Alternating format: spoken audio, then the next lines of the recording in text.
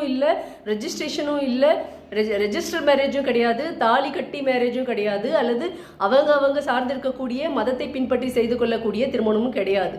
இப்படி எந்த வகையான திருமணமும் இல்லாமல் லிவ் இன் ரிலேஷன்ஷிப் சேர்ந்து வாழக்கூடியவதை அங்கீகரிக்கக்கூடிய சமூகத்தில் நம்ம இருக்கோம். இந்த காலகட்டத்தில் ஏற்கனவே உயர்நீதிமன்றங்கள் அக்னியை சுற்றி வராத திருமணங்கள் செல்லாதுன்னு சொல்லியிருக்காங்க. அது அப்பொழுது பேசு பொருளாக இருந்தது. அவங்க தீர்ப்பு சொல்லும் போதே இதை பேசியவர்கள் இப்பொழுது உச்சநீதிமன்றமே இப்படி ஒரு தீர்ப்பை கொடுத்திருக்கிறது அப்படின்னும் போது எல்லோரும் இதை ஆச்சரியத்தோடும், ஏன் உச்சநீதிமன்றம் இது போன்ற ஒரு தீர்ப்பை எல்லாம் கொடுக்குறாங்க, இது எப்படி ஏற்றுக்கொள்ள முடியும், இது ஏற்றுக்கொள்ள முடியாது, ஏன்னா அக்னியை வலம் வந்தால் தான் திருமணம் செல்லும்னா இங்கே நடந்திருக்கக்கூடிய இந்து திருமணங்கள் பாதி செல்லாததை தான் அறிவிக்கணும் அப்படின்ற ஒரு கருத்தும் நிறைய பேர் பதிவு செய்கிறாங்க.